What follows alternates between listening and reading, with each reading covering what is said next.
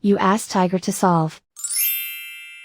This deals with linear equations with one unknown. The final result is z equals -1. Let's solve it step by step. Simplify the expression. Expand the parentheses. Multiply the coefficients. Simplify the arithmetic. Group like terms. Combine like terms. Group all constants on the right side of the equation. Add 3 to both sides.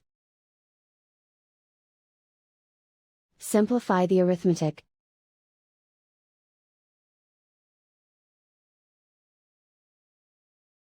Isolate the z. Divide both sides by -3. Cancel out the negatives. Simplify the fraction. Move the negative sign from the denominator to the numerator. Simplify the fraction. And so the final result is z equals -1.